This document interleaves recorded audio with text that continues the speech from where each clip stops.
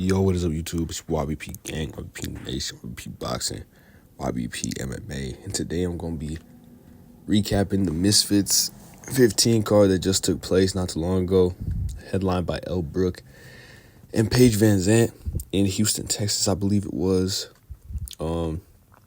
Great card. I mean, not too bad, honestly. There wasn't a lot of combat sports going on. Like I said, I made a video this morning, I think, for...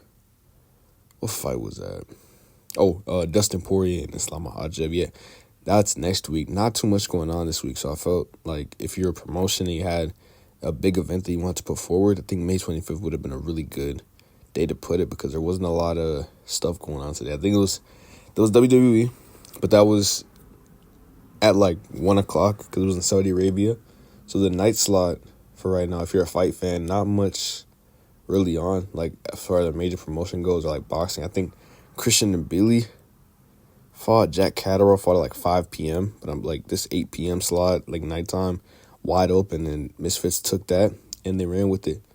So really big fight here. We got Elle Brooke. She kind of has, that following from like the OnlyFans community because she does that type of content, that explicit content. So that's where she kind of specializes in. But she's also carried that over to boxing.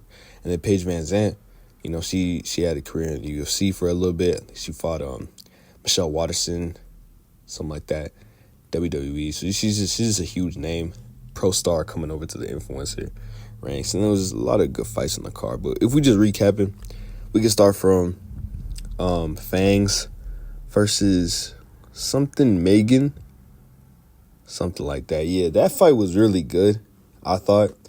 Fangs, she came out. It looked like, good technical fighter. She was bigger in there. She was using her length, she's palm with that jab. But then the pressure just seemed to get to her, honestly, man. Like, this Magen girl, like, I don't know. She just kept coming forward, man. Just kept throwing with those hooks, and eventually it just got to Fangs. I think Fangs had an early knockdown. I'm not really sure if it was a knockdown, though. It seemed like a slip. And then Magen just kept pushing forward. She eventually, it was like a Looney Tunes kind of like knockdown, though. She fell down really slow. It's kind of funny. But, yeah, she ended up getting knocked down, and it didn't really get good from there. There wasn't a KO on the card, so no finishes there. So I ended up going to a decision, but really good showing from the Magen girl. Hopefully see more of her in the future. Then for the next fight, we had Loza versus Elena Vampira. Going into the fight, I thought Elena Vampira would take care of Loza. Like, I didn't think she would do as good as she did. I'm really impressed with Loza's footwork and how she was moving around the ring. I saw a commentary like Anthony Taylor compared her to like KSI. Not too sure about that comparison, but I see what he meant by that one. She just had really good movement, really, really good, like, you could just see that she played soccer, you know what I mean? Like, just good movement, just pawing around, using the length. She didn't want to get inside too much and, play with Vampira in that inside range. She was very disciplined in her game plan. She did get caught with a little bit of shots. I feel like she didn't react too well to the shots, but really good showing for both girls. Thought Vampira showed her toughness, kept pushing forward, just had a lot of ring generalship, I felt like, too. But Loza, she did her thing, too. I think they both did their thing. So, it ended up being a draw, I think. But, yeah, good showing from both girls. Like, none too crazy. I'd like to see Loza, fight someone, better in the scene. Or maybe, someone a little bit, just anyone in the scene, just more of her on the scene. And same with Elena Vampira, or they could just run that back because that was a really good competitive fight. Good fight for the female side. Next fight, actually, OJ Rose didn't fight, so that was unfortunate. I was really looking forward to OJ Rose fighting on the card. That's one of my favorite fighters in this type of scene.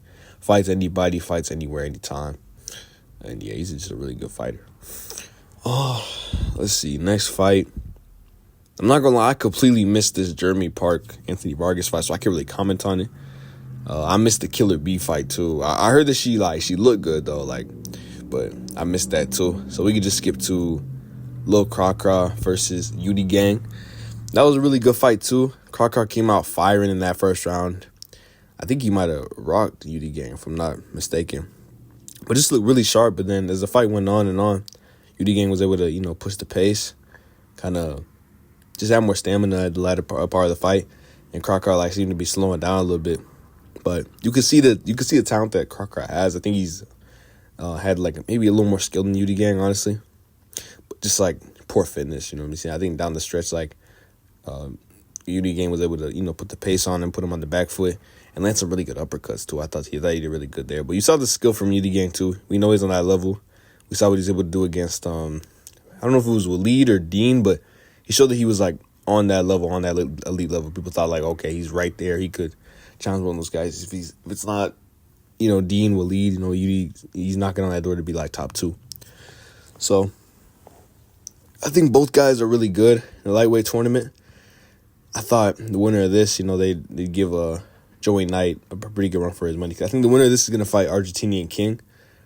And Argentinian King's just not, bro. He's not. I don't know. Yeah, that's cooked for him, man. Like, I don't see him really going far in the tournament. Like, that's whoever won this one was going to beat him. And then Joey Knight's like the big boss, you know what I mean? I think Joey Knight probably beats both these guys, but it would have been a really good fight to see. Pretty controversial in the end. I think some people thought that cracra got robbed. I don't know if you can't call close fights robberies, in my opinion. I think if it's a close fight like that, 3-2, one way, I think you gotta deal with the result. So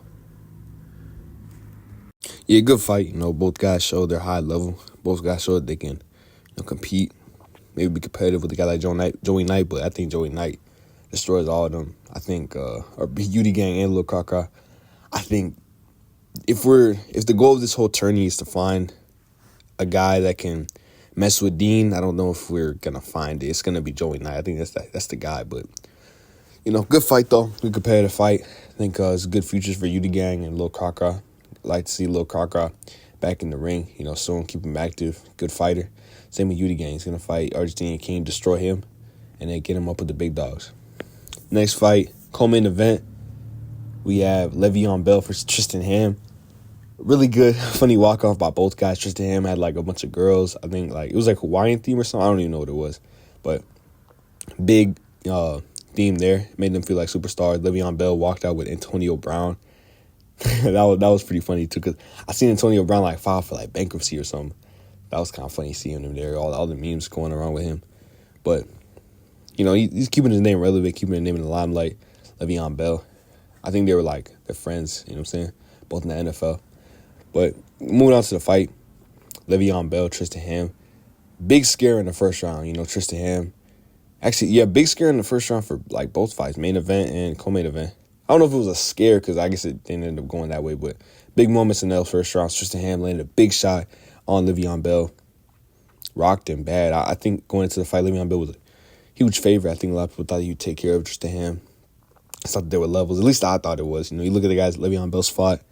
I think he knocked out, what's his name? JMX. Went against Uriah Hall.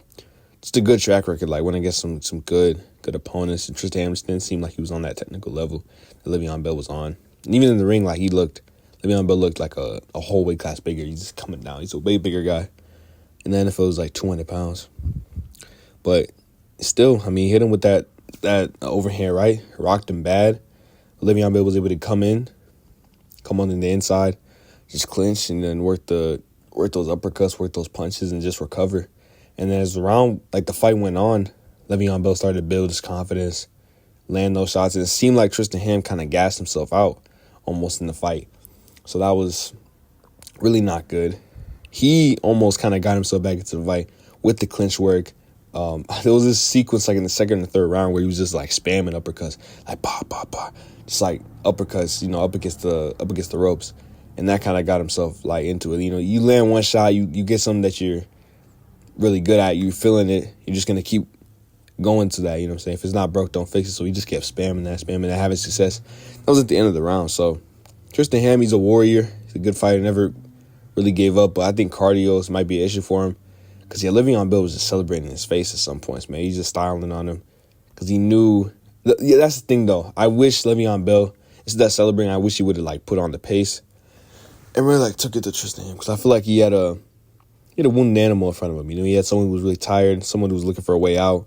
I think in those moments, you got to go out there and push the pace and get that finish. But it's easier said than done. Tristan Hamm's a warrior. Leveon Bell, warrior in his own right, too. And, it made for a good fight, man. Leveon Bell, I think, won dominant 50-45. 49-46, something like that. The scorecards.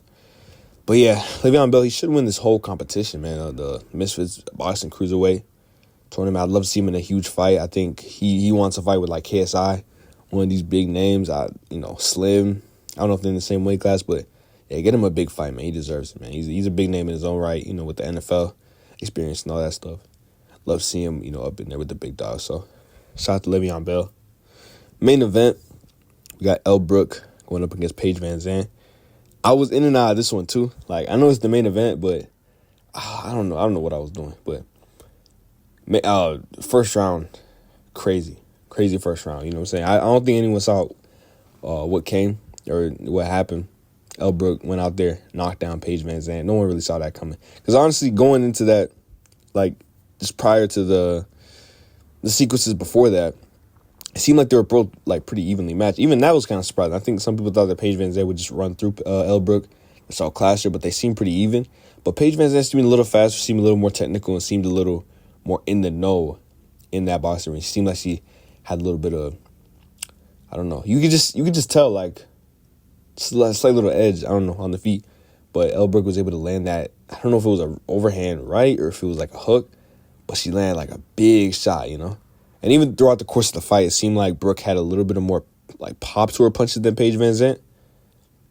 And I think that might have been a difference to, there wasn't a difference actually, because the fight ended in a draw. But I think that's what helped her, win rounds in the fight, because I think Paige Vanzant landed a lot of shots. She looked a little more technical in there. But Brooke, she was just complacent to make it a war, make it a battle. And that really helped her chances of making this fight close. Just her power. I think her power is very underrated, But that first round, that was a big shock. I don't think anyone thought that Elle Brooke would make the fight this good. There's people out there who thought, okay, she could do it, but I think that came from a supporter's point of view. Like, they didn't really think. Because you look at the track records of these guys. Paige Vanzant, she's been doing the boxing for a lot longer, doing the striking for a lot longer, competed at the highest level in the UFC. Elle Brooke's never done that, She's fought some people like in the influence scene, but not to the level of Paige Vanzant. So I think coming out of this into a rematch, you got to favor Elle Brooke for sure. I liked her. I liked the pace that she put on Paige Vanzant. She just kept building and building as the fight went on. Was willing to make it a war, willing to get down and dirty, willing to eat shots to give some. Just the overall, just great fighter, showed her grit. And Paige Vanzant she just didn't show up. I don't know. I don't know if she didn't show up or maybe she's just not what we thought she was. But yeah, very disappointing performance from her, especially if you're looking for someone to represent the MMA community, because the MMA community's been taking L's, man. Like Anderson Silva with Jake Paul, Woodley with Jake Paul, all these fighters, And now Paige Vanzant adding to that list. I know it was a draw, but I think a lot of people saw this as a win for the influencer community. So, a lot of people thought she won. I think if I had to score the fight, I wasn't really scoring it, but I was just kind of like enjoying the action. If I had to score it though, you gotta lean. If you gotta pick a winner, you gotta lean Elle Brooke, man. Like, she had the knockdown. She was landing the more decisive, bigger shots. There's an argument for Paige Vanzant. Like, I could see how you could score it her way, but you gotta lean Elle Brooke in. When they do that rematch in the UK as well, because this time it was in America, so Paige Vanzant had a little bit of an advantage. She's fighting in the States. When they go back to the UK, when they fight, expect Elle Brooke to win. I think she might knock her out in the rematch. So another big money opportunity, another opportunity for her to build her name. Another successful card for Misfits. I know there wasn't any knockouts, but still a good showcase. I think it's just good that they were able to show up on this day. May 25th, not too many big events going on. They were able to put on a solid card for the fans and just keep the fights going. So that's all I really got for y'all today. Just good Misfits card. And I'm excited for the next one that they put together. Leave a like on the video, subscribe. Peace out, most great. You know what it is.